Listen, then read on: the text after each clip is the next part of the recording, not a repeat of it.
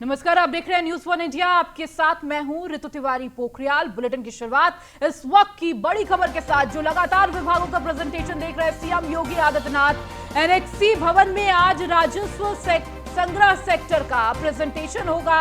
GST, परिवहन, आबकारी, खनन विभाग का प्रेजेंटेशन होगा। आज राजस्व विभाग पेश करेगा 100 दिनों का रोड मैप। प्रेजेंटेशन के बाद सीएम योगी आदित्यनाथ बैठक भी करेंगे। तो लगातार कई दिनों से सीएम योगी आदित्यनाथ सभी विभागों की प्रेजेंटेशन ले रहे हैं। 100 दिनों के रोड मैप को तैयार करने का आदेश दिया गया था।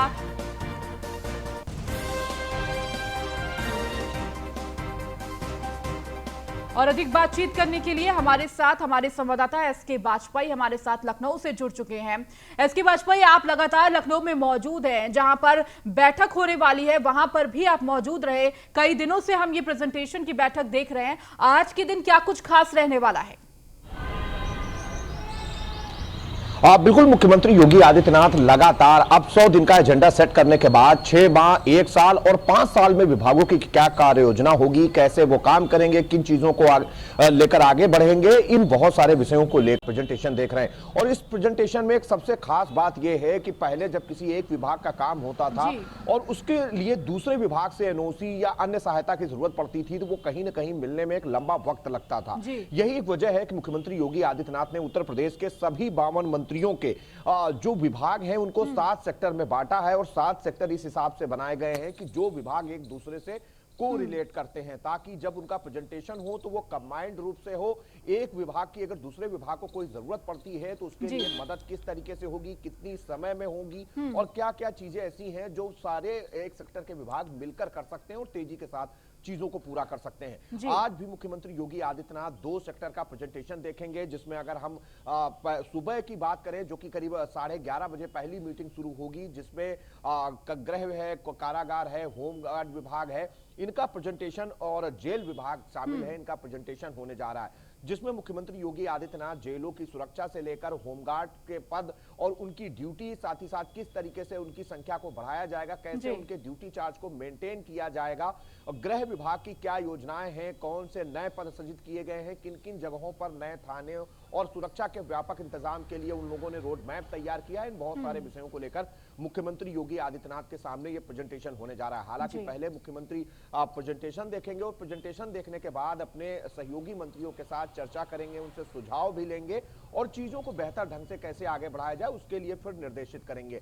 शाम 5:30 बजे दूसरा प्रेजेंटेशन होगा, जो कि उत्तर प्रदेश के राजस्व, वित्त और जीएसटी और जो कमर्शियल टैक्स, सेल्स टैक्स जैसे विभाग हैं उनसे जुड़े हुए विभागों का प्रेजेंटेशन है, जिसमें मुख्यमंत्री योगी आदित्यनाथ देखेंगे, क्योंकि उत्तर प्रदेश सरकार का बजट भी आना है। 5 सालों के लिए क्या कार्य योजना है, कितने पैसे की जरूरत पड़ने वाली है, उसके लिए क्या रोड मैप तैयार किया गया है, कहां से उत्तर प्रदेश सरकार की आय बढ़ेगी, ये बहुत सारे विषय होंगे जो इस प्रेजेंटेशन का हिस्सा होंगे। क्योंकि महत्वपूर्ण प्रेजेंटेशन है, राजस्व विभाग, वित्त विभाग जैसे जो विभाग हैं वो इस प्रेजेंटेशन में अपनी रूपरेखा 5 साल में वो क्या करने वाले हैं, कैसे चीजों को आगे बढ़ाएंगे, कैसे एक दूसरे के सहयोग से जो सरकार की योजनाएं हैं उनको क्रियान्वित करेंगे। ये बहुत सारे विषय होंगे जिस पर मुख्यमंत्री योगी आदित्यनाथ आज प्रेजेंटेशन देखेंगे। तो हम कहें कि लगातार जो 7 सेक्टर मुख्यमंत्री योगी आदित्यनाथ ने बनाए थे उनका प्रेजेंटेशन जारी है। मुख्यमंत्री योगी आदित्यनाथ अपने सहयोगी मंत्रियों को साथ लेकर ये प्रेजेंटेशन देख रहे हैं। जैसा कि हमने मंत्रियों से भी बात की थी,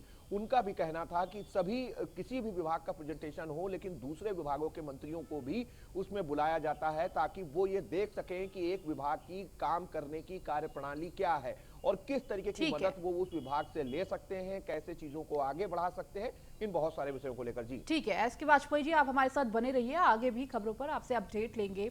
बढ़ते आगे, यूपी के अधिकारियों को आज पीएम का सम्मान मिलेगा। यूपी के आईएएस को पीएम मोदी सम्मानित करेंगे। सुबह 11 बजे विज्ञान भवन में ये कार्यक्रम होगा।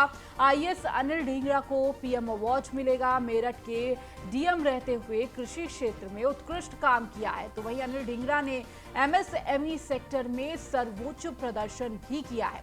आईएएस दीपक मीणा की बात की जाए तो उन्हें भी सम्मानित किया जाएगा। सिद्धार्थनगर डीएम रहते काला नमक की खेती को बढ़ावा दिया था।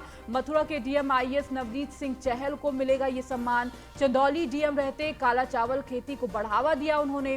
वहीं आईएएस अरविंद चौहान को भी पीएम द्वारा सम्मानित किया जाएगा। आईएएस सर्वन को प्रयागराज कुंभ मेले के लिए ये सम्मान दिया जाएगा। तो लगातार हमारे साथ हमारे संवाददाता एसके वाजपेयी जुड़े हुए हैं। एसके वाजपेयी, कहीं ना कहीं उत्तर प्रदेश के लिए एक गर्व की बात है कि इस वक्त आज आईएएस अफसरों को सम्मानित किया जाएगा और आगे भी कहीं ना कहीं उदाहरण भी है उन आईएएस अफसरों के लिए, उन अधिकारियों के लिए जो आगे अच्छा काम कर सकेंगे। इसे देखते हुए बिल्कुल निश्चित तौर पर उत्तर प्रदेश के करीब आधा दर्जन ऐसे आईएएस हैं जिनको अलग अलग चीजों के लिए सम्मानित किया जा रहा है। प्रधानमंत्री मोदी ये सम्मान देंगे। हालांकि ये चीजें पहले तय हो चुकी हैं, जिसमें सबसे बड़ी चीज ये है कि कृषि क्षेत्र में अच्छा काम करने वाले जो जिलाधिकारी हैं, जिन्होंने उत्तर प्रदेश के जिस जिले में वो रहे और वहां पर उन्होंने कृषि योग्य भूमि को बढ़ावा दिया, किसानों की उपज किस तरीके से बढ़ाई जाए, उनकी समस्याओं का निराकरण कैसे हो, जो ऊसर भूमि थी उसको कृषि भूमि में कैसे बदला जाए, उसके लिए विशिष्ट कार्य करने वाले जिलाधिकारी का सम्मान है। साथ ही साथ जो सिंचाई के क्षेत्र में, उसके अलावा जो उत्तर प्रदेश में काला नमक चावल है जिसकी बड़े पैमाने पर मांग उत्तर प्रदेश के अलावा दूसरे राज्यों और देश के बाहर भी है, उसके लिए विशेष काम करने वाले जिलाधिकारी को भी सम्मानित किया जाएगा। इस तरीके से उत्तर प्रदेश में जो नगर निकाय विभाग से जो रहे हैं जिलाधिकारी, उन्होंने बड़े जो काम किए, चाहे वो सीवेज ट्रीटमेंट के प्लांट हो या उसके अलावा जिस तरीके से कूड़ा निस्तारण की प्रक्रिया को जो सरलीकरण किया ताकि जो जिला है वो पूरी तरीके से साफ स्वच्छ रह सके, ऐसे जिलाधिकारियों का सम्मान होना है। प्रधानमंत्री मोदी आज सम्मान करेंगे और डिजिटल प्लेटफॉर्म पर भी इस पूरे सम्मान को दिखाया जाएगा जी। तो कहीं ना कहीं एक महत्वपूर्ण है उत्तर प्रदेश के लिए, गौरव का क्षण भी है कि उत्तर प्रदेश के जो आईएएस ऑफिसर्स हैं वो इस सम्मान को पा रहे हैं, क्योंकि उन्होंने कहीं ना कहीं जिलाधिकारी रहते हुए उन जिलों में इस तरीके से काम किया कि वहां पर चीजें बेहतर हुई और उत्तर प्रदेश को आज ये सम्मान जिस वजह से दिया जा रहा है जी। इसके साथ ही एसके वाजपेयी की आगे भी एक उदाहरण के तौर पर इसे देखा जाएगा कि किस तरीके से एक अच्छा कार्य करने के लिए, अपने प्रदेश के लिए, अपने जिले के लिए अच्छा कार्य करना कितना जरूरी भी है और इसके लिए सम्मान भी दिया जा रहा है। तो आगे आने वाले लोगों के लिए एक उदाहरण के तौर पर देखा जाएगा। बिल्कुल निश्चित तौर पर, क्योंकि ये एक सम्मान कहीं ना कहीं एक तरीके का प्रोत्साहन है जिलाधिकारियों के लिए, क्योंकि राष्ट्रीय स्तर पर यह सम्मान है। प्रधानमंत्री मोदी खुद इस सम्मान को दे रहे हैं, तो कहीं ना कहीं एक प्रोत्साहित करने की कोशिश है ताकि बाकी के जो जिलाधिकारी हैं वो अगर अपने जिले में कुछ ऐसा अलग कर सकते हैं जिससे कि सम्मान के वो भी हकदार हों, तो कहीं ना कहीं एक नजीर जरूर पेश करने की कोशिश है और दूसरे जो जिलाधिकारी या अधिकारी हैं उनको भी एक तरीके से प्रोत्साहित करने की कोशिश है कि वो भी इस तरीके का कुछ अपने जिले में करें ताकि कहीं ना कहीं उत्तर प्रदेश का भी नाम रोशन हो और साथ में उनको भी राष्ट्रीय स्तर के सम्मान से नवाजा जाए। ठीक है एसके वाजपेयी, आप हमारे साथ जुड़े रहिए, आगे भी खबरों पर अपडेट लेंगे। तो वहीं बीजेपी अध्यक्ष स्वतंत्र देव सिंह ने दिशा निर्देश दिए हैं, 30 अप्रैल तक तालाबों के पानी भरना सुनिश्चित करें। वहीं नहरों की सफाई में कोई भी लापरवाही नहीं होनी चाहिए, नहरों में तेल तक पानी पहुंचा सुनिश्चित किया जाए, वहीं बाढ़ परिजनों को समय रहते पूरा कर लिया जाए। तो नहरों की सफाई में कोई भी लापरवाही ना बरती जाए, ऐसा स्वतंत्र देव सिंह ने निर्देश दिया है। तो नहरों में तेल तक पानी का पहुंचना सुनिश्चित किया जाए।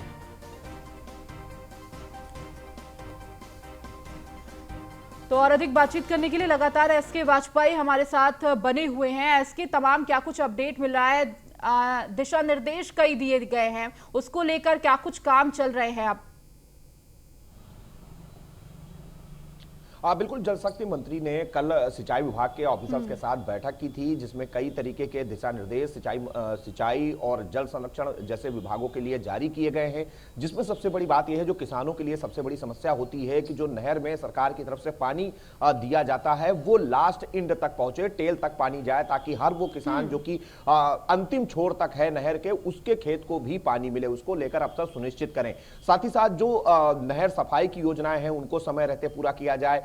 चूंकि उत्तर प्रदेश के कई ऐसे जिले हैं जिनमें बाढ़ का भी प्रभाव होता है, तो ऐसे जिले में चेक डैम और बाकी जो बाढ़ से जुड़ी हुई तैयारियां हैं वो पूरी तरीके से सुनिश्चित कर ली जाए कि वहां कोई कमी ना रहे। जो भी समस्याएं किसानों की हैं जो लेकर सिंचाई विभाग के ऑफिसर्स तक वो पहुंचते हैं, उनका निस्तारण स्थानीय स्तर पर कर दिया जाए। ये बहुत सारे ऐसे दिशा निर्देश हैं जो कि जल शक्ति मंत्री स्वतंत्र देव की तरफ से अपने विभागीय अफसरों को जारी किए गए हैं और कहीं ना कहीं निर्देशित करने की कोशिश है कि कोई भी व्यक्ति परेशान न हो। जो उत्तर प्रदेश सरकार लगातार कोशिश कर रही है किसानों के लिए काम करने की, बाढ़ प्रभावित क्षेत्रों के लिए काम करने की, जो योजनाएं हैं जिनका लाभ ज्यादा से ज्यादा किसानों को दिया जा सके, इन बहुत सारी चीजों को लेकर निर्देशित किया गया है और कहीं ना कहीं एक उम्मीद की गई है कि अफसर ये सारी चीजें समय रहते पूरी कर लें, ताकि चाहे वो बाढ़ की विभीषिका हो या सिंचाई की जो समस्या है उससे किसानों को निजात मिल सके। जी ठीक है, एसके वाजपेयी आप हमारे साथ बने रहिए, आगे खबरों पर अपडेट लेंगे। अब खबर लखनऊ से, जहां 7 मदरसों को निलंबन का नोटिस जारी किया गया है। भूमि संबंधित मानक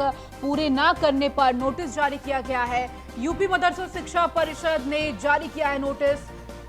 7 मदरसों के प्रबंधकों से मांगा गया है जवाब। जिला मंडलीय स्तर पर जांच के बाद होगी कार्रवाई। वहीं सभी मदरसों की मान्यता रद्द करने पर कार्रवाई की जाएगी।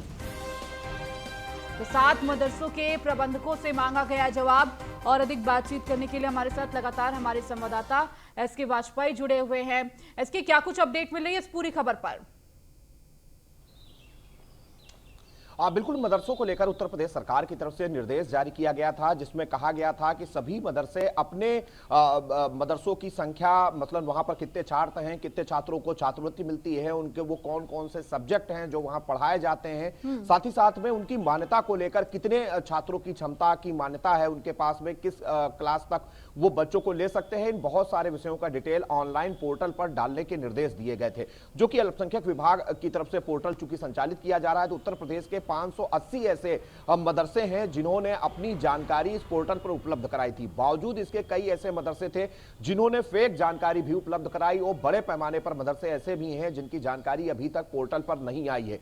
चूंकि उत्तर प्रदेश सरकार लगातार कोशिश कर रही है कि मदरसों को तकनीकी शिक्षा, साथ ही साथ अंग्रेजी और गणित जैसे विषयों को भी समावेशित किया जाए, ताकि वहां के छात्रों को बेहतर एजुकेशन मिल सके। और इन मदरसों, जो ये 7 मदरसे हैं जिनको उत्तर प्रदेश सरकार के अल्पसंख्यक विभाग की तरफ से नोटिस दिया गया, और नोटिस देकर पूरे मामले पर उनसे उनका स्पष्टीकरण मांगा गया है, जिसमें कहीं ना कहीं जो संख्या और जो चीजें उन मदरसों की तरफ से उपलब्ध कराई गई थी वो पूरी तरीके से सही नहीं थी। उन मदरसों की शिकायत हुई थी। लगातार जो निर्देश उत्तर प्रदेश अल्पसंख्यक कल्याण विभाग की तरफ से मदरसों को जारी किए जा रहे थे, उनका पालन जो है इन मदरसों में नहीं किया जा रहा था। तो साथ ही अब इन सारे विषयों को लेकर उत्तर प्रदेश अल्पसंख्यक कल्याण विभाग की तरफ से नोटिस जारी कर इन विभागों से स्पष्टीकरण मांगा गया है। अगर स्पष्टीकरण में वो अपनी चीजों को कहीं ना कहीं क्लियर नहीं कर पाते हैं या स्पष्ट रूप से वो सारी चीजों के जवाब नहीं दे पाते हैं, ऐसी स्थिति में इन मदरसों के जो रजिस्ट्रेशन है वो तक निलंबित करने की प्रक्रिया शुरू की जाएगी। तो निश्चित है कि उत्तर प्रदेश सरकार कहीं ना कहीं कोशिश कर रही है कि मदरसों में भी शिक्षा का स्तर उच्च हो, उसको लेकर लगातार उत्तर प्रदेश सरकार की तरफ से प्रयास जारी है। और यही एक वजह है कि लगातार उनसे डिटेल्स मांगे जा रहे हैं और उनसे निर्देश दिए जा रहे हैं कि वो अपने मदरसों की पूरी डिटेल पोर्टल पर उपलब्ध कराएं, ताकि उत्तर प्रदेश सरकार को उन मदरसों की शिक्षा प्रणाली आप और हमारे साथ जुड़े रहिए, आगे भी आपसे खबरों पर अपडेट लेंगे। वहीं राजकीय निर्माण निगम के प्रोजेक्ट मैनेजर पर एफआईआर दर्ज हुई है। आय से अधिक संपत्ति मामले में ये एफआईआर दर्ज की गई है। विजिलेंस से सुनील गौतम के खिलाफ ये एफआईआर दर्ज हुई है। दिल्ली अंचल के प्रोजेक्ट मैनेजर रहते घपले का आरोप है। 31 मई 2019 को शासन ने दिए थे ये जांच के आदेश। वहीं विजिलेंस की खुली जांच में आरोपों को पाया गया है सही। तो दिल्ली अंचल के प्रोजेक्ट मैनेजर रहते हुए घपले का आरोप लगाया गया है। और लगातार हमारे संवाददाता जुड़े हुए हमारे साथ। एसके, क्या कुछ अपडेट?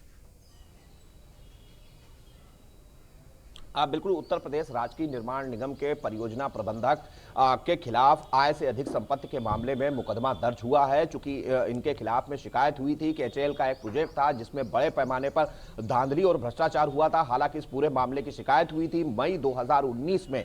पूरे मामले को लेकर विजिलेंस को खुली जांच का निर्देश दिया गया था। चूंकि वो जांच लगातार प्रचलित थी और पिछले 2 साल से चूंकि कोरोना काल रहा, तो जो रिपोर्ट आई है अब उसमें उन बहुत सारे आरोपों की पुष्टि हुई, जिसमें सबसे बड़ी बात यह थी कि परियोजना प्रबंधक के पास आय से अधिक संपत्ति पाई गई, जिसके बाद उनके ऊपर एफआईआर की कार्रवाई की गई है और निश्चित है आगे विभागीय कार्रवाई के लिए भी निर्देशित किया गया है। तो कहीं ना कहीं उत्तर प्रदेश सरकार की तरफ से जो लगातार भ्रष्टाचार के प्रति जीरो टॉलरेंस की नीति कहीं ना कहीं लगातार प्रयोग की जा रही है। यही एक वजह है कि जिलाधिकारी हो, चाहे वो असिस्टेंट कमिश्नर वाणिज्य कर रहे हो, और अब परियोजना प्रबंधक उत्तर प्रदेश राजकीय निर्माण निगम, उनके खिलाफ इस तरीके की कार्रवाई लगातार उत्तर प्रदेश सरकार की तरफ से जारी है, ताकि कहीं भी कोई भी अफसर अगर भ्रष्टाचार में लिप्त होता है और इस तरीके की शिकायत उसकी आती है, तो उसकी जांच के बाद अगर वो दोषी पाया जाता है तो उसके खिलाफ कठोर एक्शन लिया जाए। जी ठीक है, बहुत बहुत शुक्रिया एसके वाजपेयी तमाम जानकारी के लिए।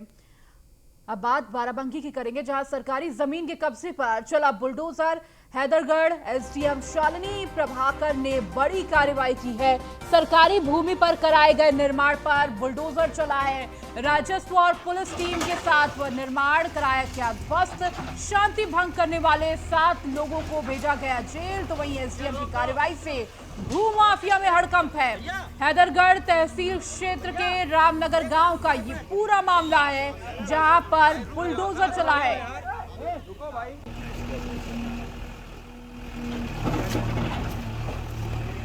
तो हमारे संवाददाता भोलानाथ हमारे साथ जुड़ चुके हैं। भोलानाथ, क्या कुछ खबरें मिल रही है? राजस्व पुलिस टीम के साथ निर्माण कराया गया ध्वस्त, एक्शन मोड पर नजर आ रही है इस वक्त।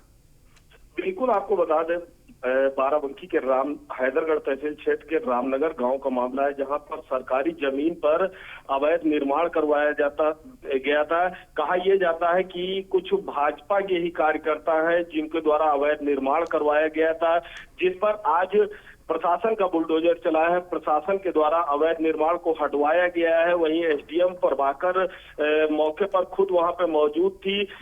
भारी पुलिस बल मौजूद था, क्योंकि वहां पे कानून व्यवस्था किसी प्रकार से किसी दिक्कत न हो, इसको लेकर 3 लोगों पर 151 के तहत कार्रवाई भी की गई थी, जिनको जेल भेजा गया है।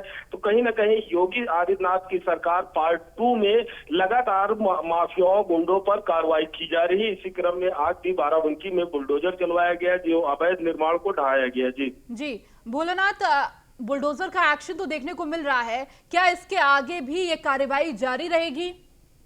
निश्चित तौर पर जिस प्रकार से बाराबंकी में अभी तक करीब कई जगहों पर सरकारी जमीन को अवैध भूमाफियाओं के कब्जे से मुक्त कराया गया है, तो ये निश्चित तौर पर लगातार ये प्रक्रिया जारी रहेगी, क्योंकि तमाम ऐसी भूमि सरकारी भूमि है जहां पर अवैध भूमाफियाओं के द्वारा कब्जा किया गया, निर्माण करवाया गया है।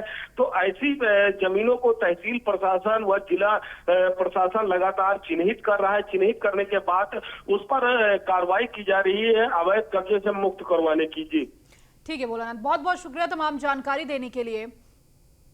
तो यूपी में लगातार जारी है बुलडोजर का खौफ देखने को मिल रहा है। प्रदेश में प्रशासन एक्टिव मोड पर है और अवैध अतिक्रमण को खाली कराने के लिए लगातार काम कर रहा है। हमीरपुर जिले के कुरारा में भी गैंगस्टर के अवैध कब्जे वाली जमीन पर प्रशासन ने सख्ती दिखाई है। ये रिपोर्ट देखिए।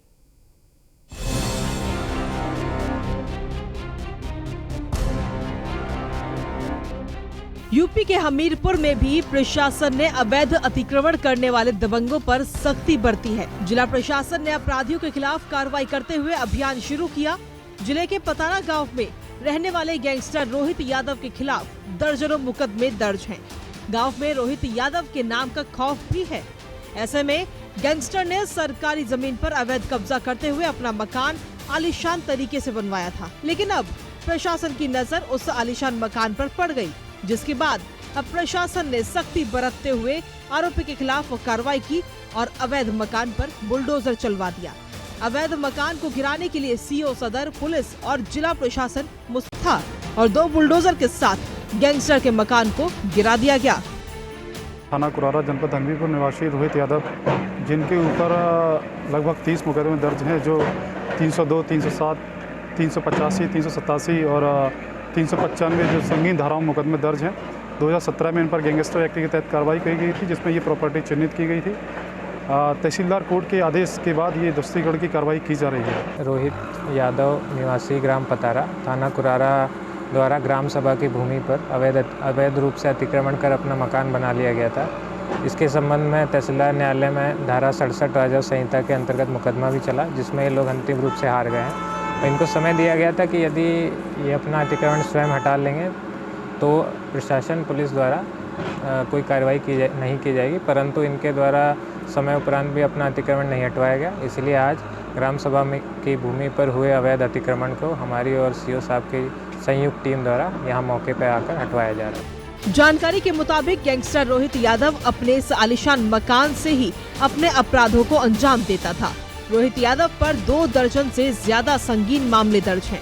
प्रशासन ने सरकारी जमीन पर अपराधी के अवैध कब्जे और उसके खौफ को खत्म करने के लिए बुलडोजर का सहारा लेते हुए बड़ी कार्रवाई की। प्रशासन का कहना है कि लगातार हम उन अपराधियों और दबंगों पर शिकंजा कस रहे हैं जो अपराधों में शामिल हैं और अवैध कब्जा कर अपना ठिकाना बनाकर बैठे हुए हैं। Bureau report, news 1 India.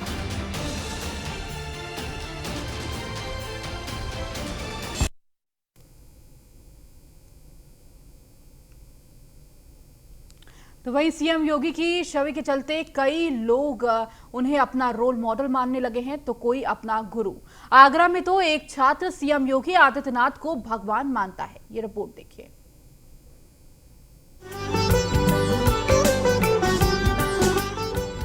CM योगी जो कहते हैं वो करते हैं, तभी उनकी कार्यशैली से कायल होकर आगरा की राधिका ने उन्हें भगवान का दर्जा दे दिया।